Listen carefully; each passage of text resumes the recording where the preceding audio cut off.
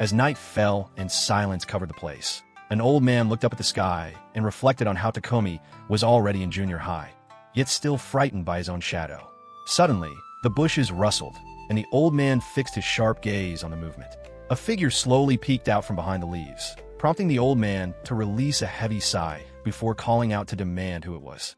At that moment, a boy stepped out from the room, calling for his grandfather. He froze when his eyes landed on the unfamiliar man. The stranger gasped in surprise, startled by the boy's sudden presence. The old man immediately called Takomi's name, while the stranger, clearly nervous, brandished a knife, pointing it forward as if demanding whether this was what the old man wanted. The boy's eyes welled with tears as fear overtook him. Before the man could act further, the old man struck at his knife hand and swiftly swept his foot against the stranger's legs. The intruder's eyes widened as he crashed to the ground, his arm twisted firmly behind his back. The boy called out again to his grandfather, voice filled with worry, and the old man responded with a reassuring wide smile. Yet, before the moment could settle, a sharp crunch echoed from behind. The old man began to turn, but darkness consumed his vision before he could see. The boy's panicked cry of "Grandpa" was the last sound he heard as his consciousness slipped away. When his eyes opened again, he found himself in an unfamiliar place. He attempted to call out, but instead, a mysterious voice spoke, hailing him as a brave youth and asking if he would become a hero in this world. The old man stared in confusion at a figure floating above him, wondering if the term youth was truly meant for him. His thoughts lingered on how such a man could float like that. The figure, startled, revealed his name to be Israel and explained that he was expecting Takomi instead. The old man muttered that Takomi was his grandson and became distracted by the sight of white flowers around him. Israel, now troubled, realized he had indeed summoned the wrong person. Kneeling in disappointment, Israel lamented that this must be Takomi's grandfather, not the boy he had intended.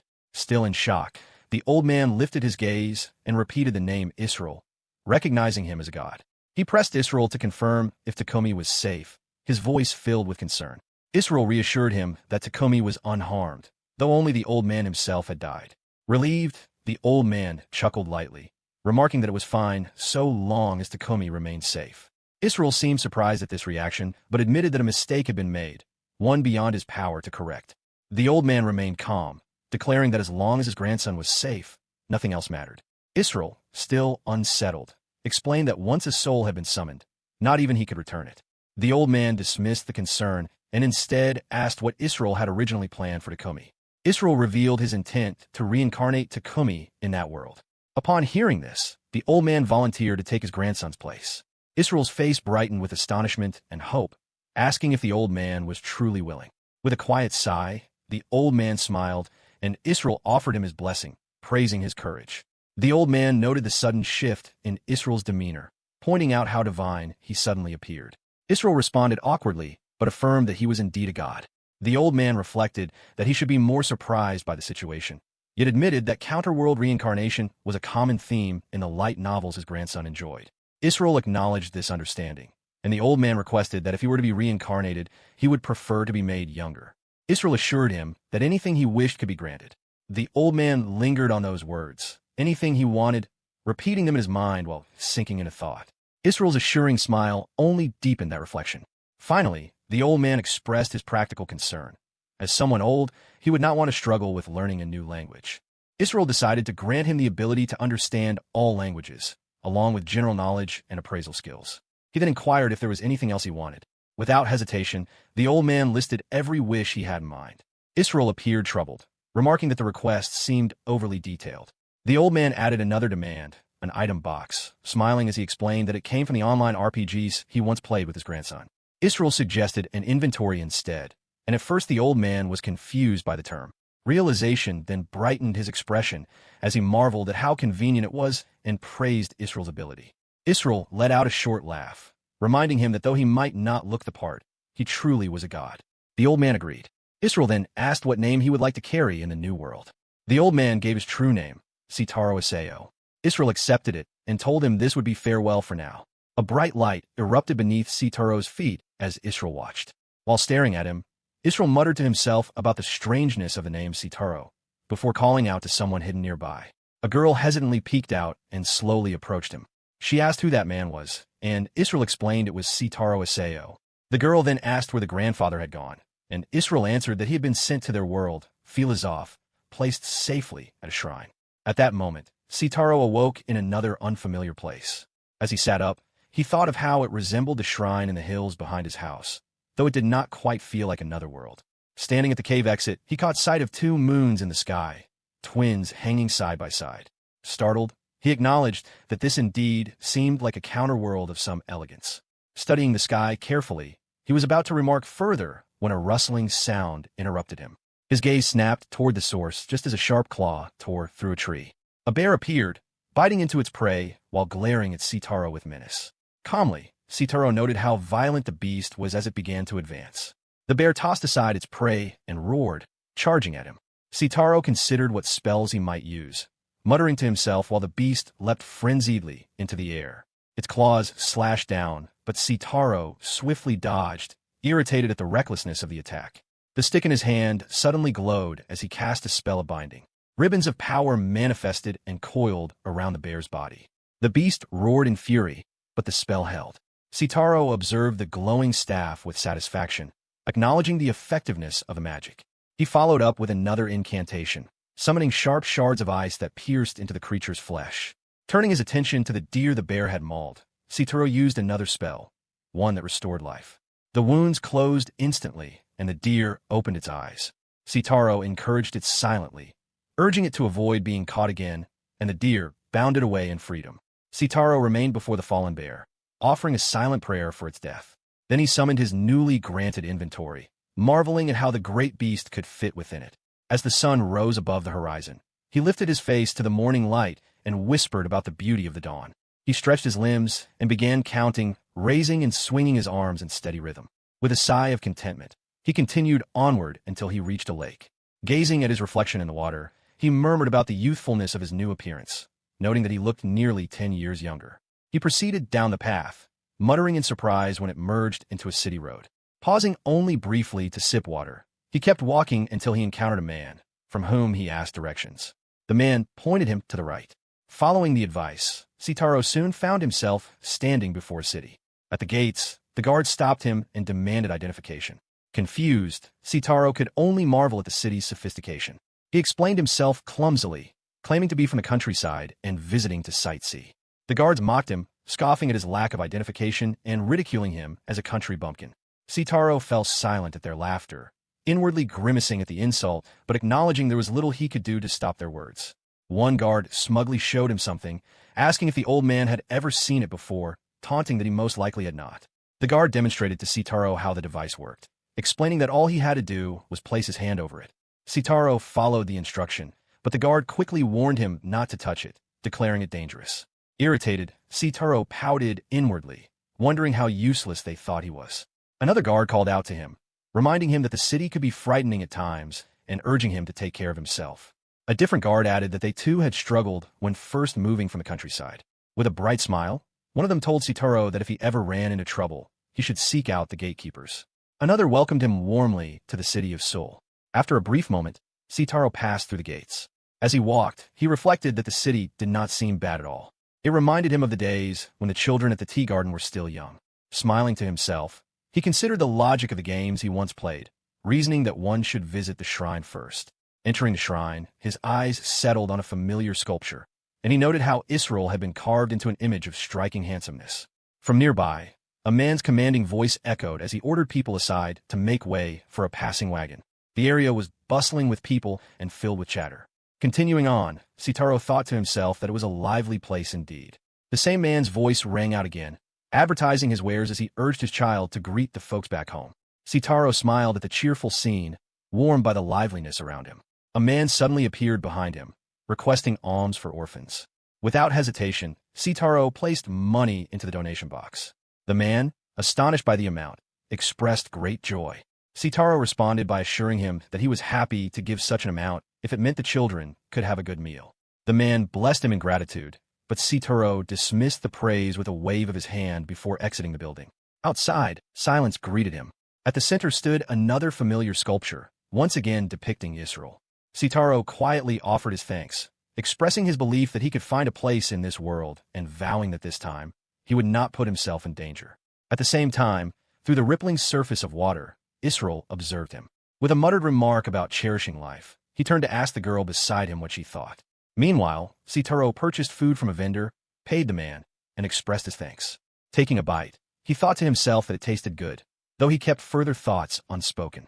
Soon after, he entered another building, where a man furrowed his brows and questioned his presence, remarking that he had never seen Sitaro before and asking if he was in the right place. Sitaro remained silent until a woman guided him forward, telling him to proceed if he wished to register. He followed her, explaining his intention to sightsee and to register as a traveling merchant. The woman assessed him, recognizing him as a peddler, and explained that the guild could authorize him for 50,000 ril per year. She then instructed him to use his magic on the device. Sitaro muttered to himself about the presence of yet another crystal ball. As he touched it, the sphere glowed brilliantly. Fascinated, he marveled at the phenomenon. Suddenly, something detached from the device and formed into a small card. Sitaro's face twisted in amazement when he realized the registration had transformed into a card. The woman at the counter inquired what kind of products he intended to sell, and he answered that he would be dealing in food products, then asked if she could later inform him of the city's market prices. She explained the rules, warning that any violations or misdeeds would be recorded permanently, and urged him to be careful. Sitaro noted to himself how kind she was, and she reassured him that there was nothing to worry about. Before sending him off, she encouraged him by reminding him that everyone had to start somewhere, telling him to do his best. Grateful, Sitaro thanked her sincerely and acknowledged her help before continuing on his way. As he walked, he recalled the young lady's words about prices, 15,000 rils for 100 lankas. He reflected that tea leaves seemed to be quite expensive in this city. Approaching a man nearby, he attempted to confirm his sense of pricing, holding up a potato and asking its worth. The man, busy with his work, sighed at the interruption but still replied that such a potato was hardly 100 lankas. It was at least 300. Sitaro admired it, remarking on how impressive the potato was, and decided to order 3 of them steamed. The vendor protested that even 2 would be far too much for him, calling out to the old man in exasperation.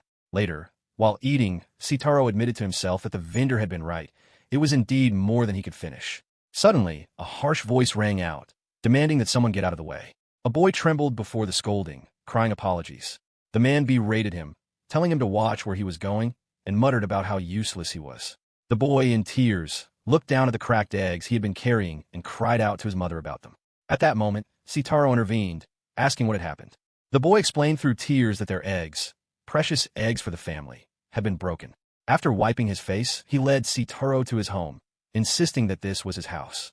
Sitaro reassured him, saying he would go in and apologize with him. Inside, an angry woman shouted upon seeing the ruined eggs, exclaiming that they were completely useless and could not be sold. The boy sobbed, apologizing repeatedly. The woman scolded him further, declaring that he could not do anything right. The boy broke down again, repeating his apologies. Sitaro stepped in, asking to interject, and the woman was startled at his sudden involvement.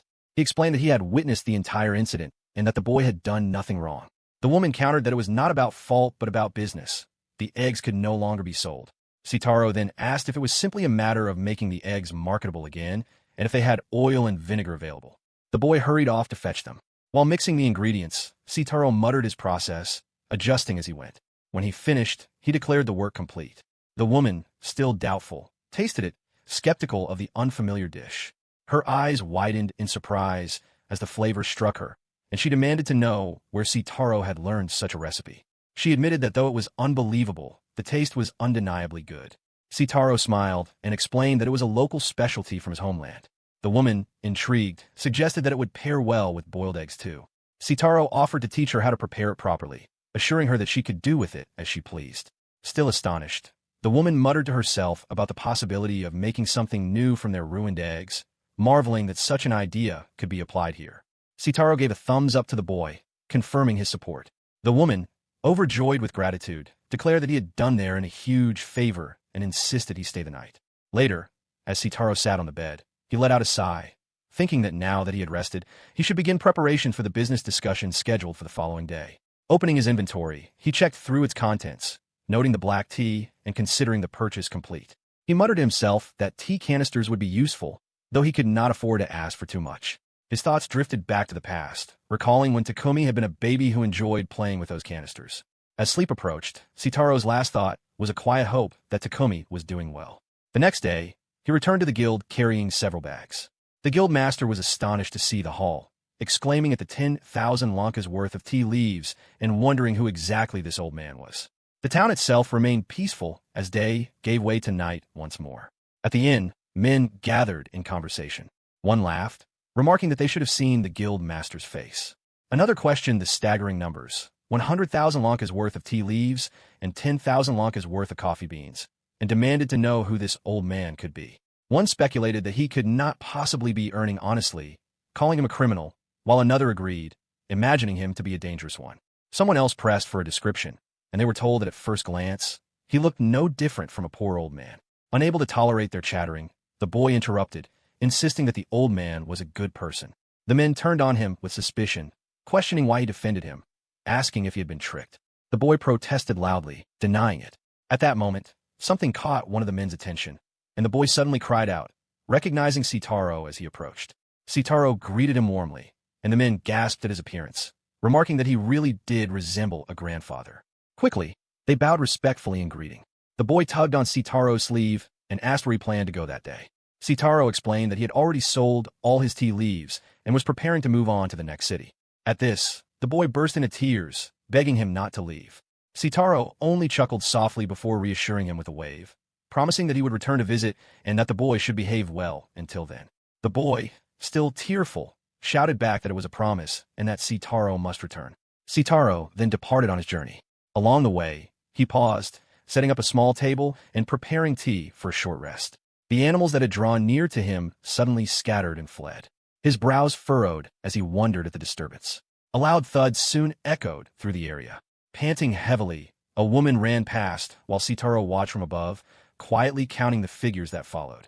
A man came running as well, grinning as he brandished a necklace to the goblins pursuing them. The goblins shouted for the necklace to be returned, while the woman cried out desperately for help.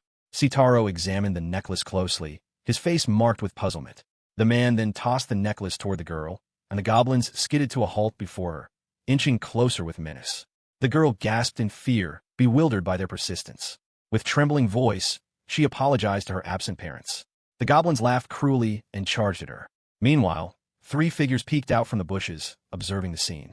One whispered with satisfaction that their plan had gone well, while another hushed him, warning that they would be overheard. Just then, a voice called out, asking if the young lady was all right. The girl gasped in surprise and quickly looked upward. Sitaro observed that she seemed to be in trouble, and without hesitation, he leapt down. The girl reacted in shock, while the goblins shrieked at the sudden movement. Hidden in the bushes, a man whispered in disbelief at what he was seeing. The girl, frightened for him, thought it was too dangerous and wished he would run away, but Sitaro refused to leave her behind. He bent down to pick up the necklace, and realized it was the reason the goblins were chasing her. The creatures dashed forward, demanding its return, while the girl tried to warn him to be careful. Sitaro cast the spell Swamp, releasing water from his wand that surged toward the goblins. He reassured her in a calm tone that he had no intention of killing them. From the bushes, the man gasped in awe, questioning who this mysterious figure was. The woman beside him remarked on the extraordinary display of magic. Sitaro followed up with another spell, Paralyze, and lightning struck the goblins instantly, freezing them in place. He told the girl that they should escape while the enemies remained immobilized. Still stunned, she stammered in amazement at what she had just witnessed. Meanwhile, the three who had been hiding continued their hushed discussion, wondering who this man could possibly be. None of them had any answers, only fear. Sitaro snatched the necklace and instructed the girl to keep it safe. Bewildered by his sudden appearance and power, she wanted to know who he truly was, but Sitaro dismissed her questions for later. The man in the bushes realized with horror that Sitaro knew they were there. The girl pointed out that it was because one of them had been unable to keep quiet. The boy among them shouted in panic as the three finally emerged from hiding. The man scratched his head, pretending to compliment the fight, while the boy expressed relief that the girl was safe. Sitaro muttered under his breath that he had been watching the entire ordeal unfold. The man was stunned, realizing they had been exposed, while the boy despaired that their situation was hopeless. The man glared with hostility and declared that if Sitaro had remained ignorant, they might have spared his life. The boy panicked at this sudden shift, and the girl tried to stop the man's reckless talk. Sitaro's brows furrowed at such arrogance. In an instant, ropes materialized and wrapped tightly around all three, binding their bodies together. The boy muttered in defeat that their fate was sealed, while the girl reminded them that she had warned them. The elf girl who had been rescued stood frozen, her mouth hanging open in shock at the scene. After a moment, Sitaro greeted the nearby gatekeeper politely, asking for a moment of his time. The guard turned and acknowledged him with casual familiarity, surprised to see him return so soon. Dragging the 3 captives behind him, Sitaro requested the guard's assistance. The guard startled, recognizing the situation, and immediately shouted to another guard to fetch the chief, declaring that they had a problem. The elf girl glanced around, still confused and overwhelmed by the unfolding events. One of the captured men snickered despite his predicament. Sitaro scratched his face in mild irritation, remarking inwardly that things were beginning to turn unpleasant. The guards untied the 3 of them, while Sitaro observed from a distance, noting to himself that they were being released. The guard explained that the man was the son of an influential figure, warning that if a mistake was made, they would be the ones executed. The lady scowled in contempt, remarking that human societies were always the same. Sitaro continued to watch as the guard struggled to untie the man. The guard then turned to him and the girl, asking if they were hurt, and advised that it might be best for them to disappear before matters escalated further. Sitaro reflected on the phrase out of hand while noticing the boy sneaking about. Another guard added that even they had no authority over the young man. Sitaro muttered to himself about the nuisance of it all. The man smirked as he finally broke free. As soon as they stepped inside, the door slammed shut, startling the lady.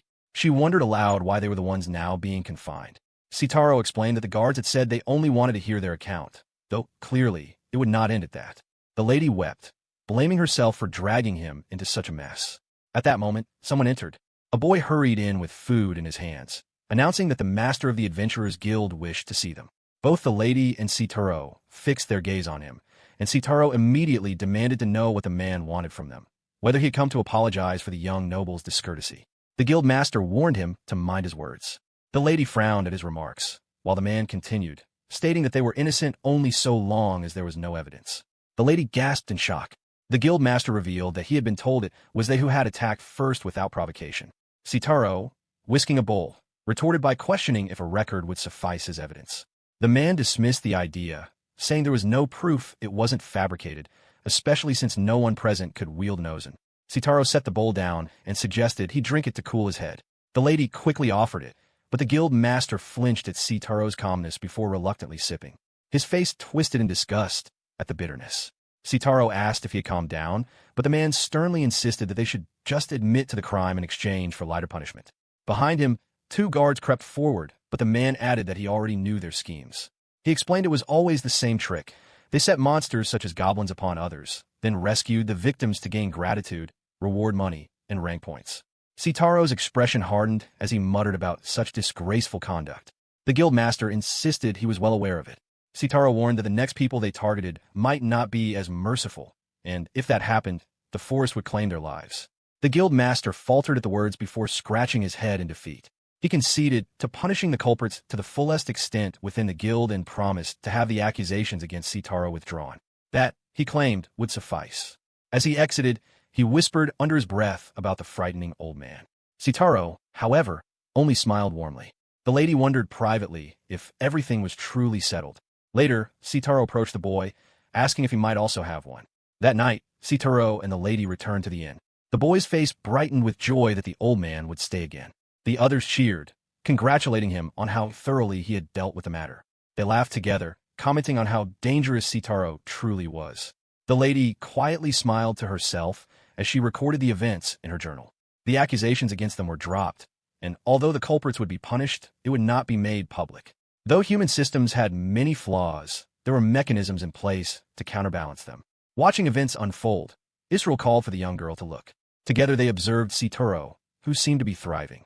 When dawn arrived, Sitaro and the young lady prepared to leave the town.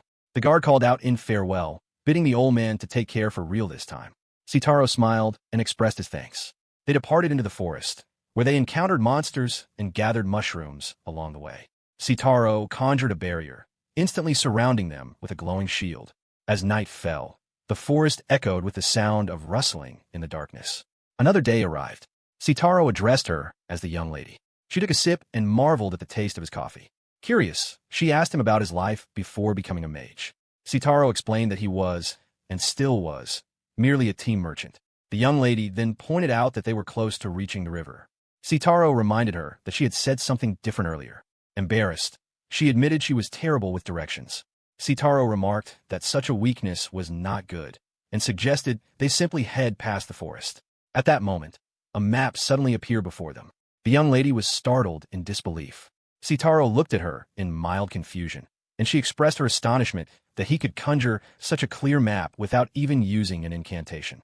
He asked if she could see it too, and she confirmed that she could, reminding him that she was still a mage herself. Her curiosity grew, and she questioned him about his origins, wondering if he came from a place so far away that only the gods would know of it. Sitaro's expression brightened at her sharp observation. She then questioned why, if he had been reincarnated, his body had not become much younger. Sitaro explained that he was already about 10 years younger than before. The young lady pointed out that records showed reincarnated people tended to become far younger than that. Sitaro reasoned that perhaps it was because he had not begun experiencing troubles with his eyes and hips until the age of 70. She wondered aloud if humans did not usually wish to remain young for as long as possible, but admitted she could not truly know as she was an elf. Sitaro smiled, uncertain of the answer himself. Suddenly, she realized something else and questioned him again, clarifying whether he meant that his coffee could not be found anywhere else. Sitaro asked if it was truly that good. They carried on with their tasks until voices broke the calm, and a group of men emerged from the forest. One mocked the sight of the old man, while another ridiculed him for his carelessness. A third agreed, and as they passed, their leader urged them onward. Sitaro then told the young lady it was time for them to continue as well. Later, the young lady pointed excitedly to a village, remarking that their journey together was nearing its end. Sitaro chuckled softly, reflecting that it had been enjoyable to travel with her. The young lady resolved to record more of her experiences before their parting. Sitaro's gaze lingered on a man walking past them, which caught the young lady's attention. She asked about his scrutiny, and Sitaro explained with suspicion that though the man carried an empty basket, his footsteps left unusually deep impressions. The young lady offered the possibility that he was simply one of those people who appeared slimmer than they truly were, which made Sitaro chuckle. They entered the inn, where the innkeeper welcomed them warmly and asked if they would be staying for the night. Sitaro requested 2 rooms. The innkeeper fell silent for a moment, hesitating. The young lady quickly offered the help of a woman nearby. Meanwhile, Sitaro asked if something had happened. The innkeeper revealed that they had only just reopened. The village had been attacked by a group of bandits, and though the people were shaken, they were grateful no lives had been lost. Sitaro grew quiet, then concluded that the bandits might have returned to the village. As he passed by the gate, he noticed a suspicious-looking youngster, which made the man nearby react with shock. The young lady and a woman halted as well. Sitaro suggested they might be able to help and asked if there was time to speak. The man, still startled, excused himself to gather the others. Sitaro remained in thought, quietly mumbling as he considered the situation. A loud cry suddenly rang out, calling for the grandfather. The young lady's eyes widened as she marveled at the enormous sight before them.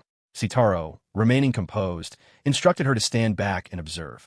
He tapped a point on the map, indicating a location. At that moment, a massive bee unleashed a strike of lightning. The young lady recoiled in shock, stunned that he possessed such power.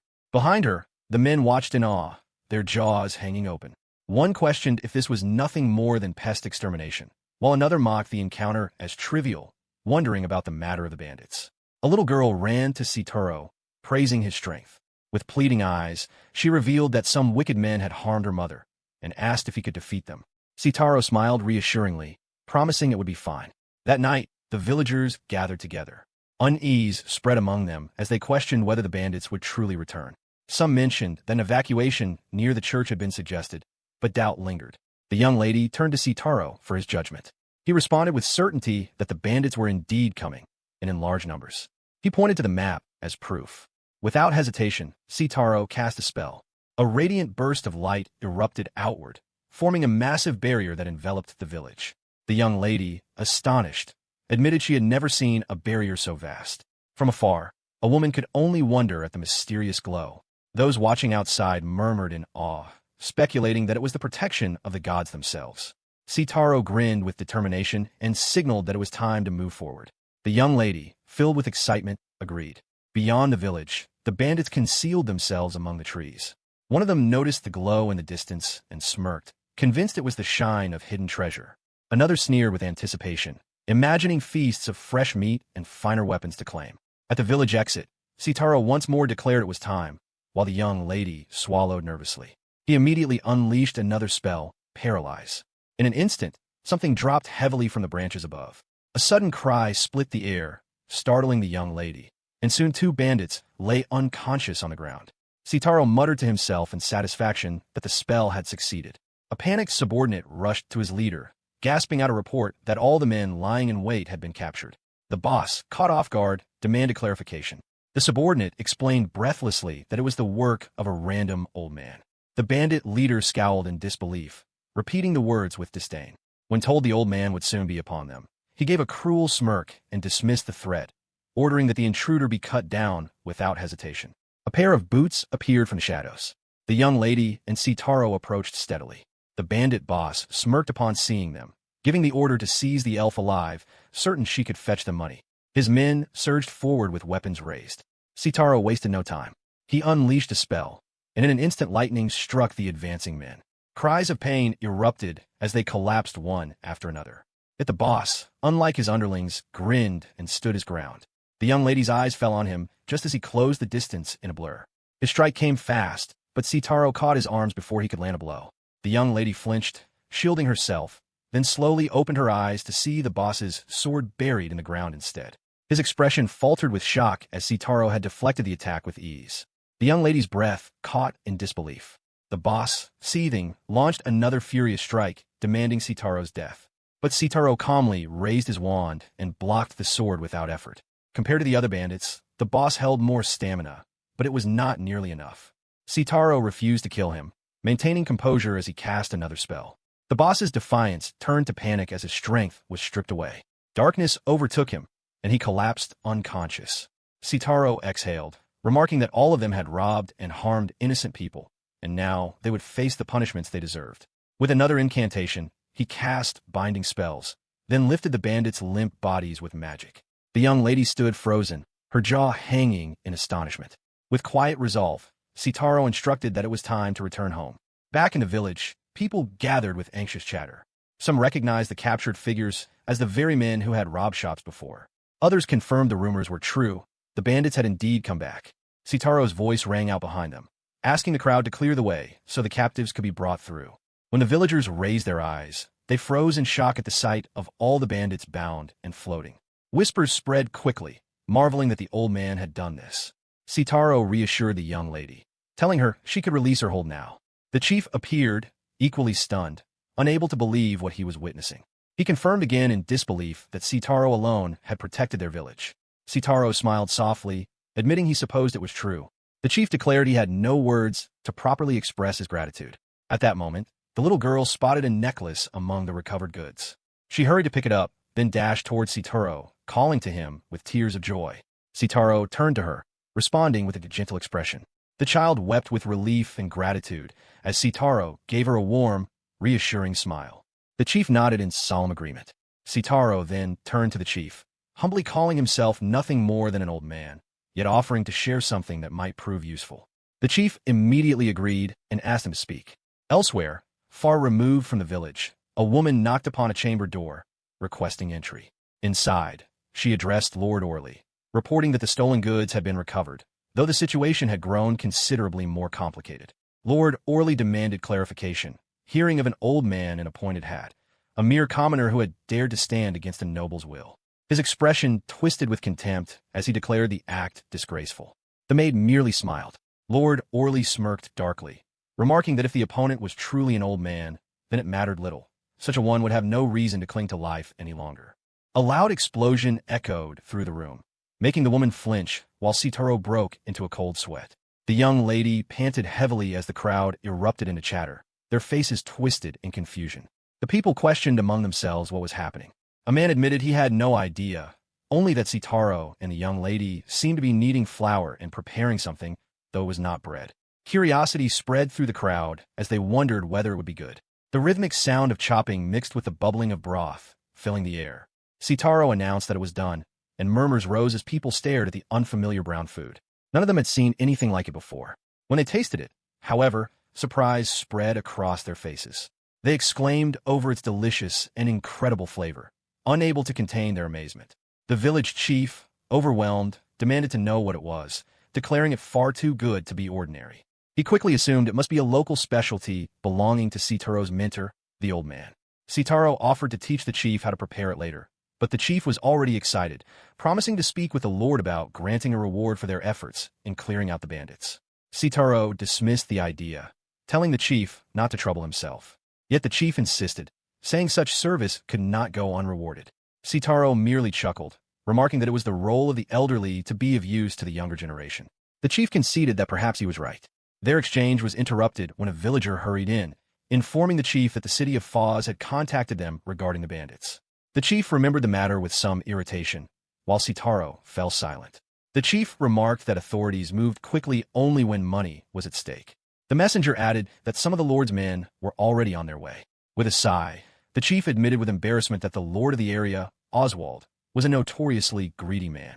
Sitaro thought grimly that it was the same everywhere. Their somber talk was soon interrupted by the laughter of children playing nearby. Watching their joyful faces, the chief murmured that even the children could sense the change in the air. Sitaro smiled softly, hoping the world would be different when those children grew up. The chief agreed wholeheartedly, affirming that such a future was precisely why they continued to struggle. They eventually returned indoors, sat down, and began a more serious discussion. Sitaro urged the chief not to attempt to protect the entire village at once, but instead to establish a single evacuation site and concentrate their defenses there. The chief nodded in understanding, saying that was something they could do. Sitaro then advised him to gather the young men, train them, and form a security force of their own. The chief agreed, but noted that it would be difficult to carry out without alerting the bandits. Sitaro chuckled, explaining that it was actually better if the bandits knew, since they would avoid a village that appeared too troublesome. Scratching his head, the chief admitted that it made sense. Sitaro muttered "good" several times, satisfied with the plan. Meanwhile, the young lady poured tea into cups. Watching her, the chief grew curious and asked about Sitaro's past. Before he had become a mage, had he perhaps been in the military? Sitaro revealed instead that he had once been a tea farmer, though he reflected silently to himself that he was not truly a mage at all. The chief was stunned at the mention of tea farming. Sitaro offered him a cup, saying it was one of the finest teas from his own garden, though he insisted it was just ordinary tea. The chief sipped it and immediately froze, his eyes widening as tears welled up. It was unmistakably the tea from the old man's tea garden. He marveled at how its aroma and flavor surpassed the tea he had once drunk in the Lord's manor. Sitaro simply said he was glad to hear it. The tea reminded the chief of the village's struggles, and he confided that their crops had not been doing well recently. He asked if Sitaro had noticed anything unusual in the fields.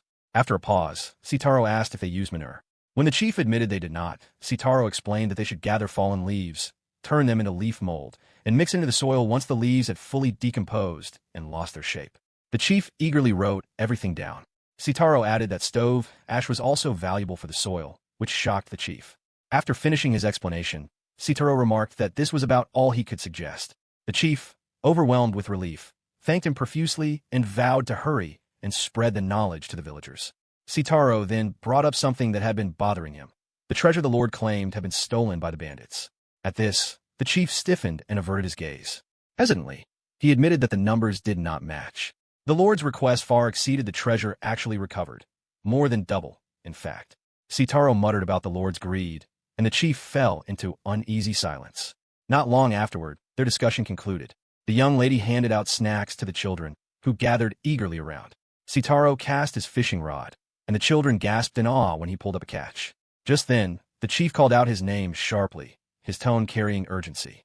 Panting heavily, the chief finally caught up and announced that he had found the men from Foz. Sitaro looked at him in puzzlement just as two men strode toward them. The crowd quickly gathered, while even the cat came to a halt, sensing the tension. Among the people, someone questioned why the guildmaster of Foz was here, while another whispered that the man behind him was the head of the Foz guard. The guild master stepped forward, addressing Sitaro with authority. He had heard that this was the famous old man who had taken down a bandit group with magic. Sitaro gave a brief confirmation. The man then introduced himself as Gould, master of the Foz Adventurers Guild. He explained that the Lord had tasked them with retrieving the bandits and the stolen spoils, and therefore expected Sitaro to hand everything over. The chief, standing just behind, watched with unease and worried over the guild master's presumptuous tone. Some in the crowd muttered about the man's arrogance. Yet Sitaro only smiled and agreed without resistance. Slightly surprised by the quick compliance, Gould accepted and thanked him. The head guard standing behind him kept a sharp, watchful gaze, while the chief sighed in quiet relief. Sitaro then invited Gould to follow him to where the loot was kept. Gould muttered under his breath about how spineless the old man seemed, while the head guard sneered that not even he could disobey the Lord, and certainly this random old man wouldn't dare. Gould silenced him sharply. Jilk, the head guard, stopped suddenly and noticed something ahead. Gould turned in the same direction and saw Sitaro standing on the bridge. He gasped, recognizing the old man, but Jilk urged him to look closer. Around Sitaro, a house cat prowled, but hidden in the shadows, assassins lurked. Gould suddenly realized that Sitaro was in danger.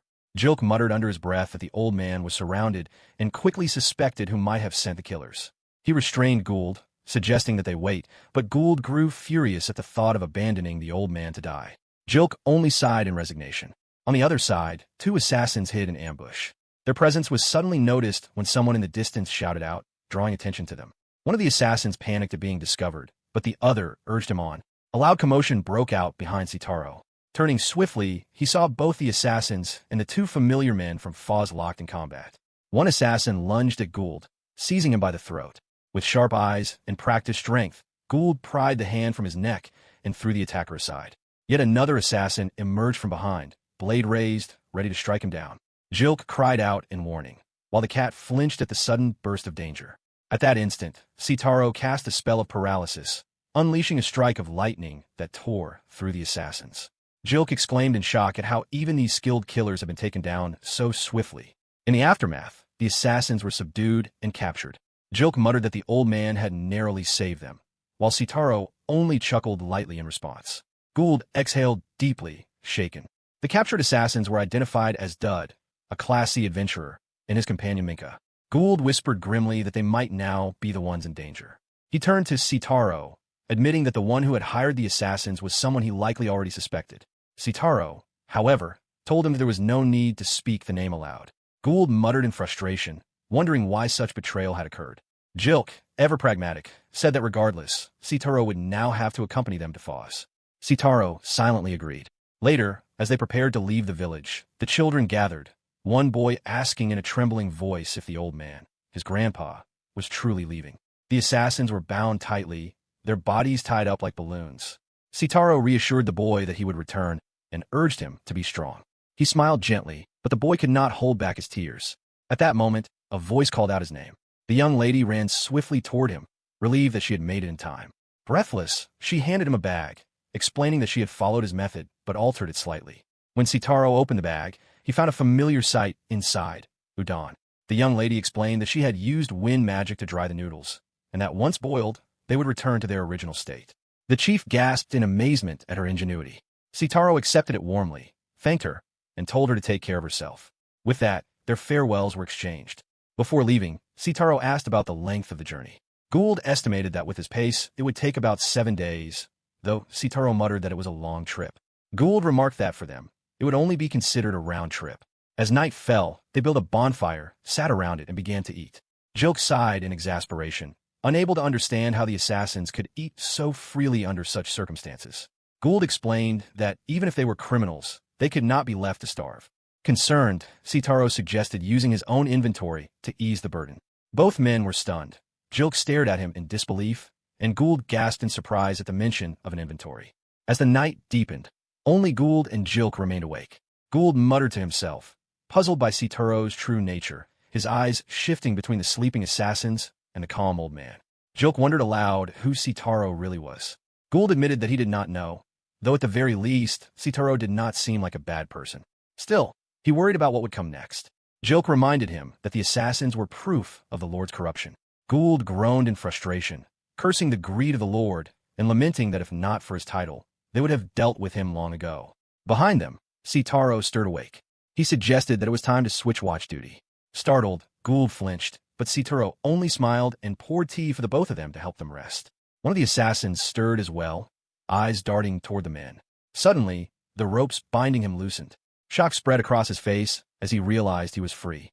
Without hesitation, the assassin bolted into the darkness. Sitaro did nothing to stop him, watching silently as the figure vanished into the night. Morning arrived, and with it, panic. A loud cry broke out as one of the men realized that the assassins had escaped while he had dozed off. Sitaro only chuckled softly, scratching the back of his head. All that remained were the loose ropes and the trail of the assassin's footprints. Gould's expression darkened with worry. Without the prisoners, they no longer had evidence. He muttered that they could not possibly report to the Lord under such circumstances. Jilk wondered if the Lord's own men had been involved in the escape, then asked urgently about the treasure. Sitaro reassured them that the treasure was safe within his inventory. He then added, almost as if an apology, that he had prepared a warm meal for them. Gould exclaimed in disbelief, incredulous that Sitaro could think of food at a time like this. But the aroma quickly filled the air, and Jilk muttered under his breath about how delicious it smelled. Though Gould tried to resist, snapping that he would not be swayed by food, he gave in and took a bite. The taste left him stunned, while Jilk eagerly devoured his share, repeating over and over how good it was. Sitaro only smiled at their reactions. Their journey continued afterward. Gould worried aloud about how they would report the situation now. Sitaro calmly urged him not to worry. Soon Jilk spoke up, announcing that they had arrived. Before them stood a sturdy gate. Sitaro reassured them that he would not allow either of them to get into trouble, telling them to leave everything to him. Gould and Jilk exchanged uneasy glances, their expressions heavy with doubt. Gould frantically shouted for the old man, demanding to know where he had gone and whether there was any word. A woman stepped forward with a message, saying that Mr. Isao had instructed her to tell them to wait until he returned from the Commerce Guild. Her voice trembled with fear as she spoke. Gould gasped in dismay, unable to believe it. He muttered in shock that Sitaro was openly making an enemy of the Lord. Jilk, however, admitted that Sitaro had something important he needed to do afterward as well. This only fueled Gould's frustration, and he shouted in anger at Jilk for being so calm. Gould's anxious muttering continued, lamenting how everyone around him was taking the situation far too lightly. Outside, heavy rain poured down. At the Foz Commerce Guild, Sitaro sat with merchants as they examined the beans he had brought. One of the men leaned in close, remarking on the incredible aroma, while Sitaro assured them that the flavor was equally remarkable. A woman curiously asked where the beans originated from, and Sitaro explained that they came from his homeland. He then handed them a cup of coffee brewed from the beans. The moment they tasted it, their eyes widened, exclaiming over the richness of its aroma and the deep color, declaring that even their finest coffees could not compare. Sitaro immediately shifted the discussion, asking if they could negotiate a price for the beans. He suggested 150,000 rils per 100 lankas, already above the market rate. But the woman, snapping in protest, declared that such a price was far too low. Never in her career had she encountered beans of such excellence. Instead, she proposed 200,000 rils per 100 lankas. Sitaro muttered in surprise, almost unsure if it was truly acceptable, but the merchants insisted that the beans carried that much value. Stunned by their enthusiasm, Sitaro reached into his bag once more and revealed a jar of powdered beans. He poured the finely ground powder into a cup. The merchants leaned forward in excitement, recognizing what it was. When Sitaro demonstrated how easily it could be prepared by simply pouring hot water over it, their astonishment grew. The woman eagerly pressed him, desperate to know what other incredible goods he had hidden away, and pleaded for him to agree to further business. Sitaro calmly agreed, saying they could now proceed with the final verification of the goods. The merchants excused themselves briefly to complete the check. While waiting, Sitaro glanced out the window and noticed a man and a woman deep in conversation outside. The woman's eyes suddenly met his, and Sitaro's face darkened with confusion before he turned away. Soon after, the merchants returned and confirmed an order of 10,000 lankas of each product. They thanked him sincerely for the successful transaction and handed over the agreed payment. Sitaro accepted it with a smile, replying courteously that the pleasure was his. He then suddenly recalled something and mentioned that he had questions regarding the city. The merchants readily agreed, suggesting they find a quieter place to talk. Together, they stepped out into the rain.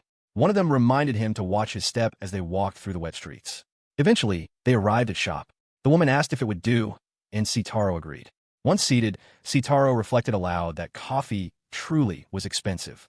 The woman explained that the cookies at the shop paired well with tea, while the man, after sipping his cup of coffee, commented that he could not help comparing it to what Sitaro had served earlier, finding it bland by comparison.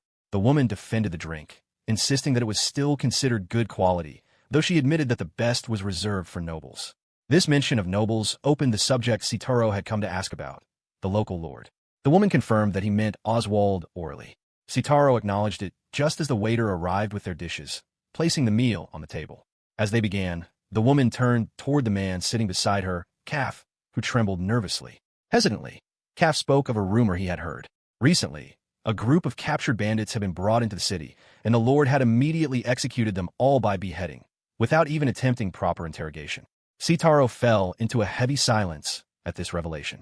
The woman continued her account, explaining that everyone in the city had begun to notice that something was wrong with Lord Oswald. She asked if Sitaro knew anything about it. Sitaro admitted that he had, in fact, become entangled in something serious. He revealed that he had captured a group of bandits who had attacked a village, and that it appeared these bandits were being supported by the very lord of this territory. Calf gasped in shock at the implication, realizing that the captured bandits had been silenced for that very reason. Sitaro offered no direct answer, maintaining silence. The woman, piecing the matter together, understood the weight of the situation. Calf suggested that perhaps they could take the matter to the guards, but Sitaro brushed the idea aside, assuring them that the information they had already provided was invaluable. Smiling warmly, he told them that as business partners they had proven themselves trustworthy and reliable, and that he placed great confidence in their word. Both Calf and the woman returned the smile, reassured by his trust. At that moment, a voice suddenly called out, announcing his presence. Gould appeared, relieved that he had finally found Sitaro, saying he had been searching everywhere. Sitaro asked if something had happened and wondered where Jilk was, but Gould casually replied that they were not always together. Calf and the woman stared in surprise at the sudden interaction. Gould, glancing toward them, insisted that Sitaro was their most important witness and should not be moving freely or speaking carelessly to others. The woman let out a groan of irritation at Gould's attitude. A waiter politely asked Gould if he would like to take a seat. Embarrassed, Gould flinched, gave a brief thanks, and quickly turned his head away, his face burning red. The woman struggled to suppress her laughter at the sight. Calf then changed the subject, turning to Sitaro. He spoke nervously of a rumor he had heard, that the Lord's parlor maid was an especially terrifying figure. Sitaro inquired further, and the woman confirmed it. For several years, people had believed that it was this maid who had been behind Lord Oswald's troubling transformation, the one who had been driving him toward cruelty and corruption. Gould, alarmed, demanded to know what this was about, and gasped when he realized Sitaro had shared details with them. Sitaro calmly reassured him that explanations would come later. He remarked that, as the saying went, there was no smoke without fire, and expressed his desire to see for himself what kind of woman this maid was, as well as the lord she served. As night fell and the rain continued to pour, the scene shifted. In the manor, the maid narrowed her eyes dangerously as she tightened her grip on a whip, demanding to know what her subordinates had been trying to accomplish. Lord Oswald snickered in the background while one of the men protested in desperation that their assignment had not been as they were told, that the old man had not been their only obstacle. The maid's brow furrowed as she pressed them further. The man's voice broke into a scream of pain as she punished him, her demand echoing. Was it true that he had not managed to retrieve even a single jewel, and had instead fled in disgrace? Lord Oswald laughed gleefully, suggesting that they beheaded the men as punishment, which filled the assassins with horror. The maid's glare immediately silenced him, causing him to flinch and awkwardly claim that he had only been joking. One of the assassins, trembling, spoke up and attempted to change the subject, mentioning the old man. The woman among them explained nervously that although he wielded powerful support magic, he was still just an old man. With her skill, if she managed to seize his wand and restrain him, she would be capable of handling him. The maid abruptly cut her off, stating coldly that she understood. Without warning, she lashed out with a violent kick, her eyes blazing with fury. She made it clear that she considered it her responsibility to clean up their failure. Lord Oswald, uneasy, muttered to himself about the damage being done to the walls.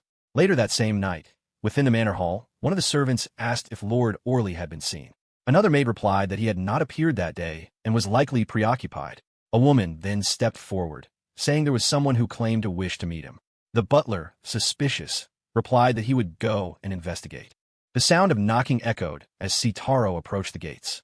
The butler demanded to know who it was, and Sitaro muttered to himself in relief as the gates finally opened. The butler then questioned what business the old man had, and Sitaro explained that he had come to see the lord, instructing the butler to deliver the name Aseo as his caller. The butler dismissed him coldly, stating that Lord Orley did not entertain visitors without appointments, and ordered him to leave. Sitaro pressed him at least to deliver the message, promising that the lord would be eager to receive him. Irritated, the butler questioned what the old man could possibly mean. Before the tension could escalate further, a maid appeared and interjected. She offered to carry the message instead, soothing the butler's irritation. Soon after, they allowed Sitaro inside the mansion. The maid led him into a waiting room and asked him to be patient for a while.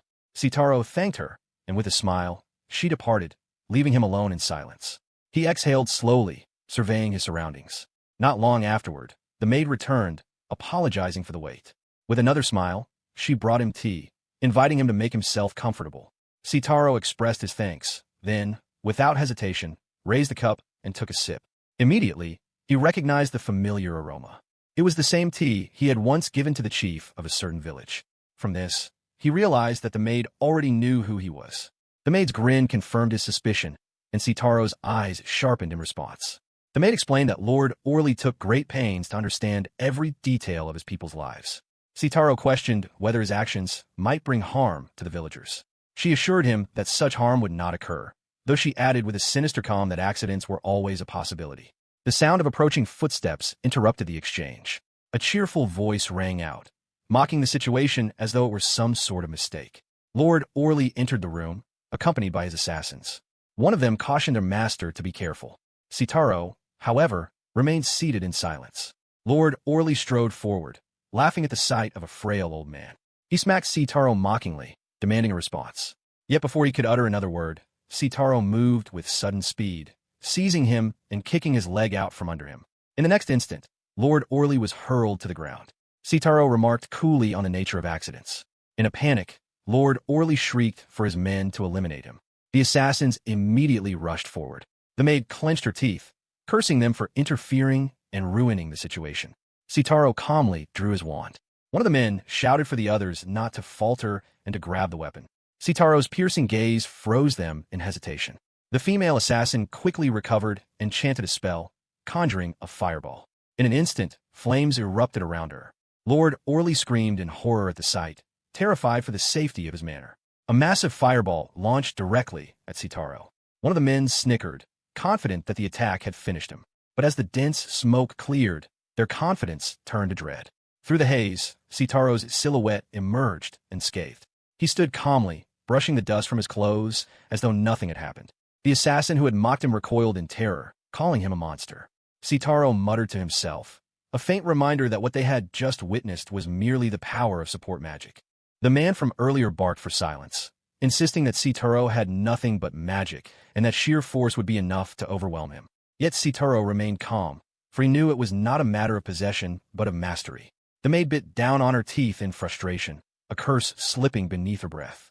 With swift precision, Sitaro raised his hand, weaving a spell, float bind. The man groaned in despair, recognizing the enchantment's grip once more. Behind him, the maid lunged forward, knife in hand, raising the blade high above his head. Before steel could descend, the manor thundered with a sudden explosion. Walls trembled, dust rained from the rafters, and the ground quaked beneath them. From his place, Lord Oswald bared his teeth in a grin, convinced that Sitaro had finally perished. Yet the maid's expression shifted in shock as her limbs stiffened. She could not move. Sitaro's eyes narrowed, a quiet murmur escaping him as he declared the paralysis that now held them. He observed with cold detachment, noting the unnatural pallor. Everyone seemed to turn a sickly shade of yellow. The Lord's composure shattered. He gasped in horror, his voice breaking into pleas and desperate cries, railing against Sitaro, demanding if he had no care at all for the fate of the village. Footsteps pounded from the corridor. The butler and Gould burst into the chamber, their voices sharp and desperate, calling for Lord Orly. Their eyes widened at the sight of the bound figure, disbelief flashing across their faces. Gould, aghast, demanded to know what Sitaro was doing, calling his actions reckless madness. The maid's lips curled into a sly grin, while Lord Orly, restrained as he was, still wore a smile, bitter and wild. A weary sigh left Sitaro, the weight of the moment pressing upon him. Gould, glancing upward, froze, his face blanching in shock at something unseen above. The butler scrambled toward the lord, his voice cracking in frantic fear. Gould turned his fury back to Sitaro, accusing him of thoughtlessness. Sitaro, calm and unshaken, replied that he had indeed planned this. Gould shouted in disbelief. Was this chaos the plan? Sitaro only smiled faintly, urging him to wait and watch. A commanding voice cut through the tension, ordering Gould to step aside. A group of figures entered the chamber, led by Jilk, who surveyed the wreckage with grim disapproval. His arrival startled Gould, who spoke his name in shock. Then, another voice, stern and laden with authority, rang out, an old man's voice, calling Orly by name. The lord flinched as if struck. He raised his head and, in disbelief, uttered the word uncle. The old man's eyes burned with wrath. He condemned him fiercely, declaring that his late brother would never rest in peace, knowing the disgrace Orly had wrought upon the family. A woman among the group smiled at Sitaro with warmth, expressing her relief at their timely arrival. Sitaro inclined his head in thanks, addressing her as Adi, before turning to Gould with quiet amusement. He reminded him that he had mistaken him for nothing more than an irritable old man. Gould stammered, fumbling for a defense, though embarrassment burned on his face. Meanwhile, guards restrained the assassins as Jilk barked further orders, commanding them to seize the remaining traitors. The hall filled with shouts of compliance. The old man stepped closer to Lord Orley, his voice heavy with finality. He declared that Orley's reign as lord must end. Another guard pointed toward the maid, ordering her capture as well. Her lips curved into a dangerous smirk. In a blur of motion, she slipped past, her blade sinking into the guard's side before she broke into a sprint. Jilk shouted after her, while others warned of her hidden weapons. From beneath her skirts, another blade gleamed. Sitaro's eyes followed her every move, his gaze sharp and unyielding. She advanced, cold determination in her stance, and made her demand. Steel arced toward him, but before it could strike, a barrier shimmered into place. Gould swore loudly as an explosion erupted, yet the maid danced away, untouched. Gould shouted for Jilk to intercept her. Jilk rushed forward, sword raised, muttering his distaste for striking down a woman but pressing his attack regardless. Their blades met in a clash of sparks, the maid deflecting his strike, though not without cost. A shallow cut marred her arm. From her hand spilled smoke, thick and suffocating, released from a small hidden pouch. Sitaro's eyes widened in sudden recognition, but his warning was cut short. The manor convulsed beneath a thunderous explosion. The next day brought uneasy quiet. Gould, still unsettled, muttered about the maid's final act, scarcely able to believe she had chosen to end herself so violently. To think such a woman had held sway over the lord all this time was a bitter revelation. Jilk, more pragmatic, judged that the matter had resolved as well as could be expected. Gould, however, remained troubled, calling Sitaro insane for daring to shield the entire manor at the brink of destruction. Jilk countered that he had not only saved them, but even spared Oswald, and had somehow managed to trade them quality coffee beans in the aftermath. Still, Gould could not shake his irritation at having been kept in the dark.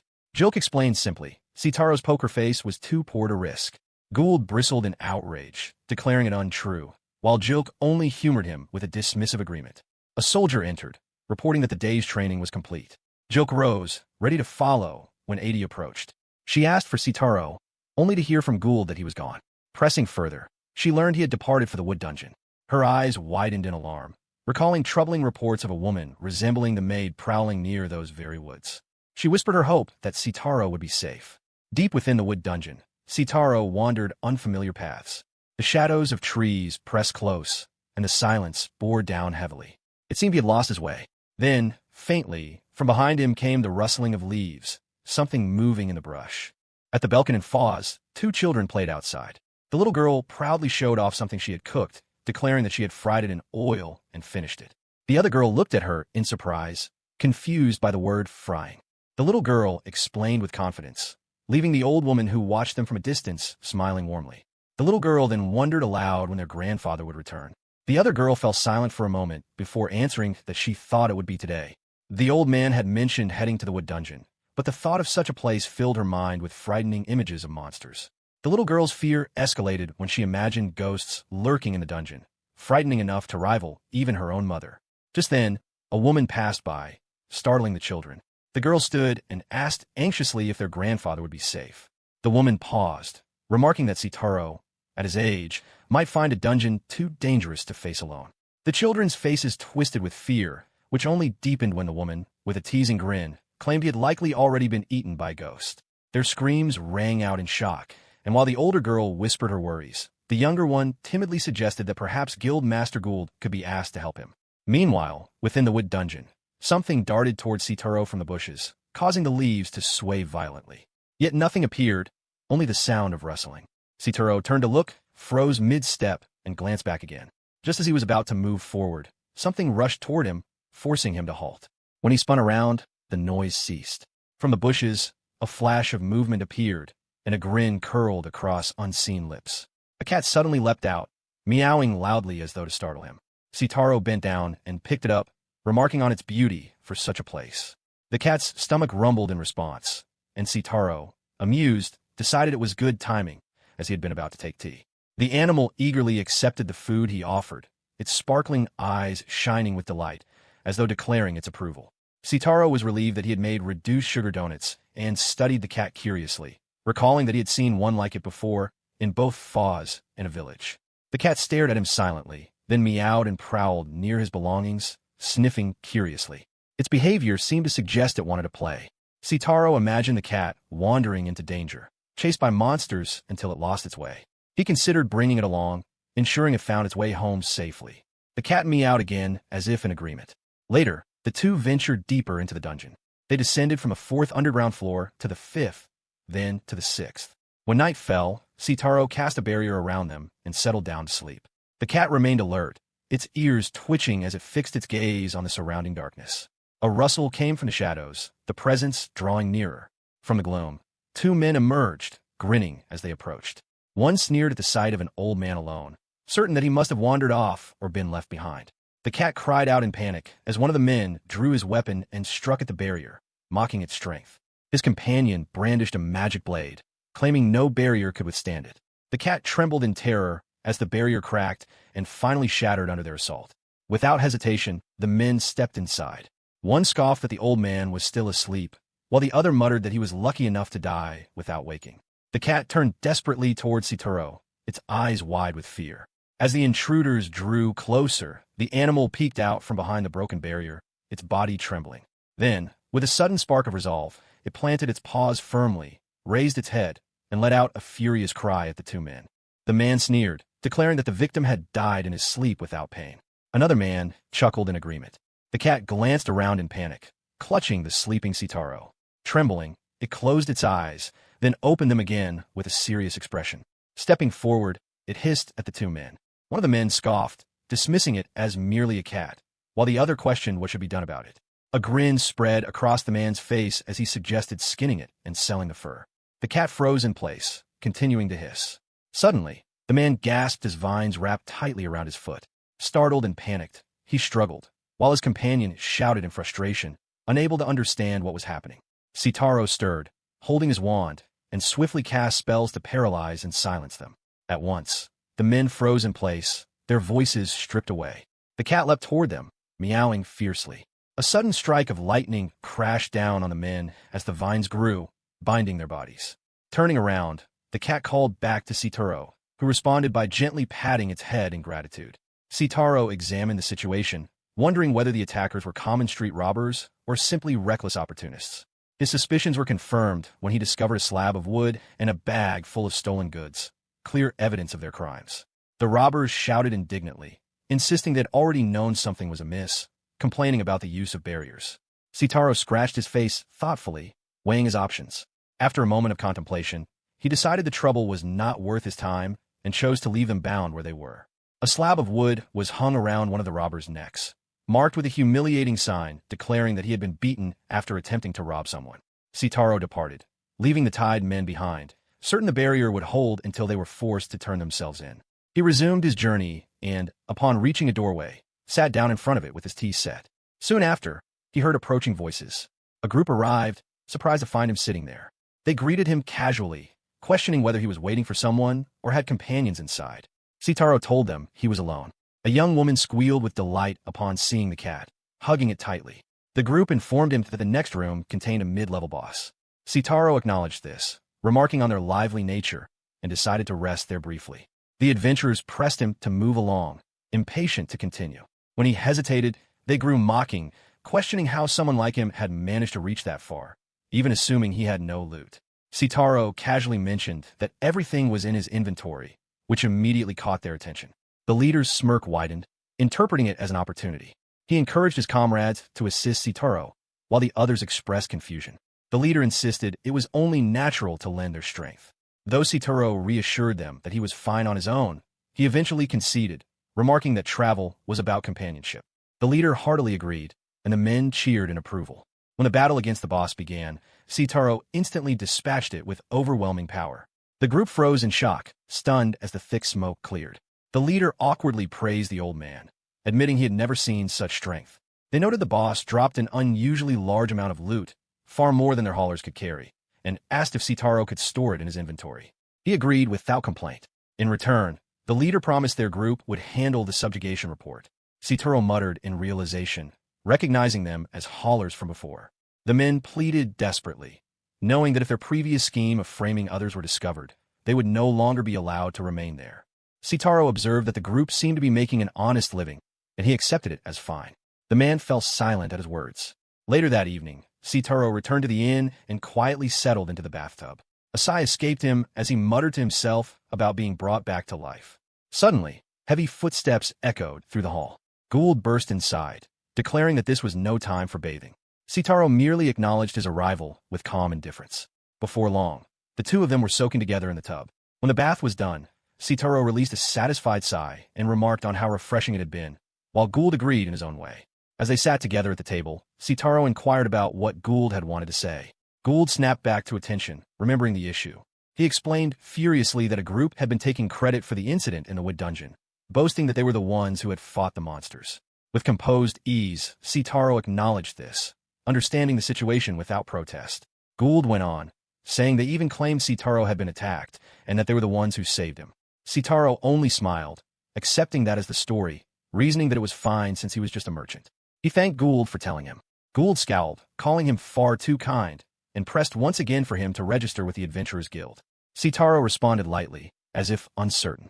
Gould grew more serious, explaining that it was dangerous to slay dungeon bosses recklessly. Sitaro tilted his head in confusion, and Gould, growing slightly annoyed, elaborated further. The monster ecosystem could be disrupted, leading to serious consequences. Sitaro considered this, labeling it troublesome. Gould snapped, insisting it was his problem as well. Their discussion ended there, and the two eventually drifted to sleep. The next morning, the guards greeted him cheerfully. Sitaro returned the greeting and noted the fine weather. As soon as he entered the building, he was met by a lively crowd. Staff handed him a card, instructing him to wait for his number to be called. Sitaro accepted with thanks and joined the line. Not long after, a man rushed toward him in surprise, questioning why Sitaro was waiting there. The man quickly declared that Sitaro was a special guest and had no need for a number. The crowd stirred, whispering among themselves, wondering who this old man was. Sitaro, however, smiled and insisted on following the proper order, saying he would wait his turn. The crowd, which had been on the verge of protest, quickly agreed with his reasoning.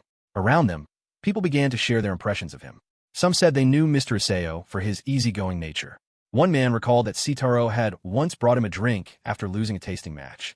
Another noted his eye for good products. A woman mentioned that Sitaro had taught her a recipe, donuts, that her son now adored.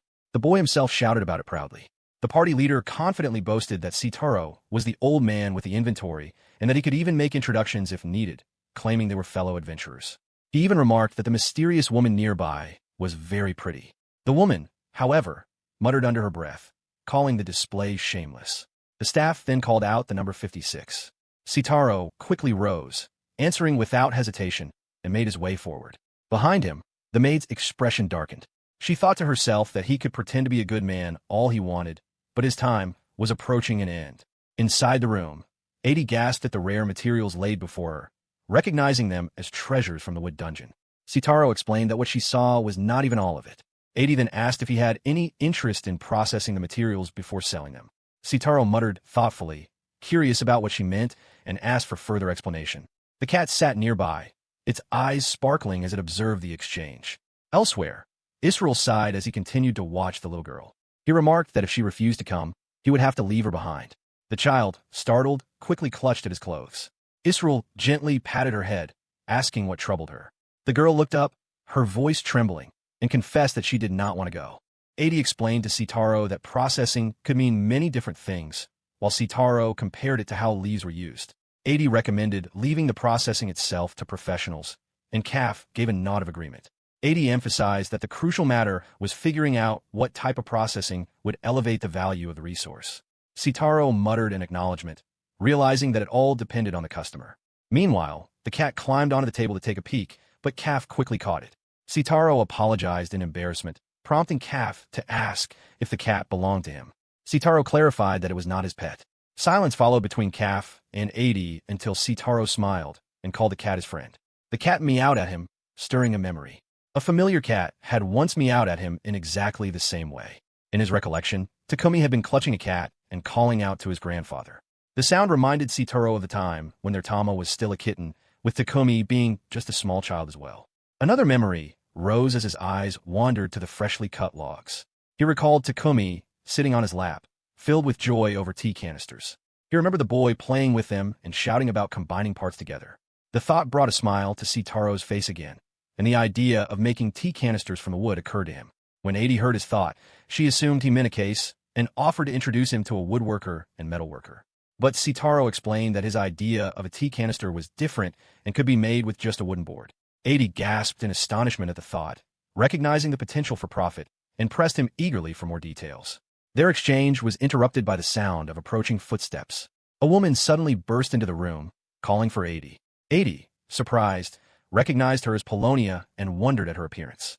Polonia retorted in confusion at the question, explaining that she had come after hearing about the guild's expected shipment of rare wood. Sitaro was puzzled by her words. When Polonia laid eyes on the wood, she gasped in shock at its rarity, questioning how such valuable resources could come from such a low-level dungeon. Adi rushed to stop her as she moved to touch it, but Polonia begged to be allowed to check the hardness. Sitaro hesitated, while Polonia suddenly exclaimed that the log was from the trunk of a giant spirit tree. Adi scolded her for barging in so suddenly, but Polonia shouted not to sell the wood to random buyers. She pointed to the grain of the wood, emphasizing its tightness and lack of gaps, a sign that it had grown in an excellent environment. Sitaro pondered her words, while Adi glared at Polonia, demanding her point. Kaf shrieked nervously as Polonia clarified that the wood was extremely rare. Adi reprimanded her, reminding her that her impulsive behavior was the reason she never found work, no matter how skilled she was. Adi scolded again, saying she should always send word before coming, but Polonia dismissed the criticism, insisting that this kind of resource was too rare for such details to matter. Sitaro's eyes widened as his gaze drifted toward the axe below. Kaf leaned closer to him and whispered an apology, explaining that once Adi and Polonia began arguing, it could go on indefinitely. He added that they were childhood friends who, despite sounding quarrelsome, actually got along well. He suggested that they could go to the shop for coffee in the meantime. Before they could move, a familiar voice called out to Sitaro, greeting him as Gramps. A party approached, and their leader thanked him for his work in the wood dungeon the other day. A woman among them exclaimed recognition, referring to him as the grandfather with the cat. Sitaro muttered in recognition as he looked at them. Their leader extended an invitation to join them on their next dungeon excursion, assuring him that his inventory skills would always make him welcome. Sitaro noted that they had just gone the day before, remarking on their tireless diligence. Kaf inquired whether Sitaro knew the approaching group. Their leader laughed, remarking that normally, after earning that much, adventurers would celebrate for at least a month, but this time was different. They had managed to destroy a boss, and now bosses with rare resource drops were appearing in the dungeon. Sitaro acknowledged this and muttered to himself, likening it to some sort of balance in the ecosystem. He then told them he was fine. Meanwhile, the cat watched silently from a high perch. The woman in the group reacted excitedly to the sight of the cat, while the leader continued speaking. He offered information freely, saying that since they were fellow adventurers, it was only right. He explained that this was a once-in-a-lifetime opportunity, as it was possible to obtain high-value items in a place as common as the wood dungeon. To him, it was practically free money, and any reasonable person would rush to collect it. Sitaro listened quietly. He acknowledged the kindness of their invitation, but declined, saying he was currently focused on trying his hand at business. At this, the leader's expression turned cold. He reached into his pocket and pulled something out, a sly grin spreading across his face. He revealed that the item produced smoke that attracted monsters, and when used in a particular way, it could even lure them outside the dungeon. Sitaro's expression hardened at this revelation. With a sigh, he explained that he was in the middle of shop talk and would not be joining them. The leader accepted this with a smile, though he called out as they departed that they planned to head into the dungeon again the next day. If Sitaro finished his errands, he could join them then. Sitaro waved them off, wishing the young adventurers safety. Once they had separated, Kaf expressed his concern, noting that the monsters now spawning were becoming stronger. Sitaro replied that the adventurers surely understood that their lives were the most important thing, and they would likely be fine. The cat meowed loudly in response. Later, they arrived at their destination and sat around a table. Kaf sighed with relief, satisfied after the walk. Sitaro then asked about the young woman. Kaf explained that Polonia, despite her youth, was a master craftswoman from the same town as both Adi and himself. Her specialty was woodworking, and he asked what Sitaro thought of the idea of having her craft the tea canisters. Sitaro considered it and replied with appreciation for the suggestion, but noted that the craftsmanship required was tedious, demanding both strength and perseverance, something he believed unsuitable for someone so young. Suddenly, Kaf slammed the table, stood, and then bowed deeply in desperation. He pleaded for Sitaro to give Polonia a chance, explaining that although she was exceptionally skilled, her personality often rubbed people the wrong way, which left her with little work. Despite her cockiness, she was a good person. If she were to fail, she would take full responsibility, and this could serve as a trial run.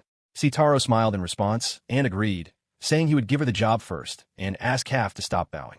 Overjoyed, Calf straightened himself, confirmed the offer with excitement, and bowed again, thanking him profusely. Sitaro repeated his request for no further bowing. The cat continued to watch them in silence while Sitaro smiled warmly. After some time, Calf reacted with astonishment at the sight before him. The tea canister amazed him. At first, he had assumed that Sitaro would have hollowed out a block of wood, but he quickly realized that the grain encircled the entire piece.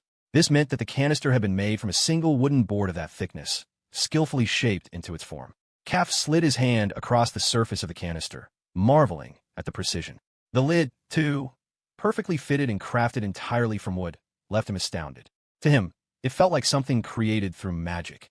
Sitaro only chuckled in response, dismissing Calf's exaggeration and explaining that it was simply a technique that took advantage of the natural properties of wood. For a moment, silence fell between them. Calf then asked if Sitaro truly intended to teach them this technique, to which Sitaro affirmed that it had been his plan all along. Calf muttered in surprise at the timing as voices approached.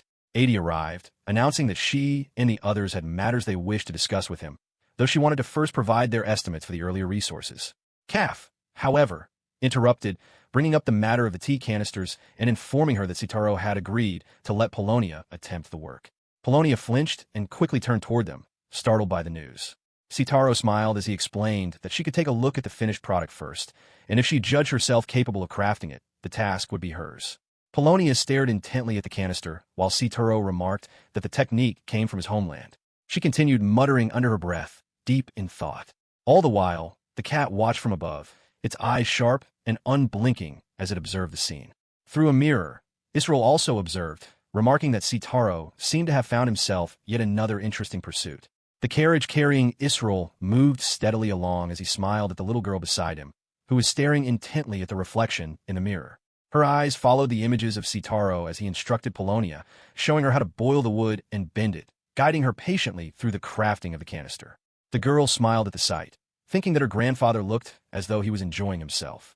Israel corrected her, telling her she must call him by his name, Sitaro, but she stubbornly refused, shouting in defiance. Meanwhile, within the wood dungeon, a massive explosion tore through the stillness. The cavernous space shook with roars, shouts, pounding footsteps, and thunderous rumbles. Panic spread among the adventurers as a man cried out in despair, realizing that this was not what they had been told to expect. A massive monster roared as it charged after them, forcing them into chaos. One man lay wounded on the ground, cursing in pain, while a woman gasped in shock, insisting that they had not been warned about such a threat. Another man shouted desperately to their leader, demanding to know what they should do, declaring that they were finished. Yet their leader stood frozen, overwhelmed by panic. Without hesitation, the others abandoned him, sprinting away from the danger and leaving him behind. The wounded man cried after them, begging them to wait and insisting they could not leave their comrade behind, urging them to take him with them. But his pleas went unanswered as they fled. The leader attempted to chase after his fleeing comrades, shouting for them to wait and demanding obedience as their commander. Suddenly, one of the men cried out for everyone to stop as a massive monster emerged directly in front of him.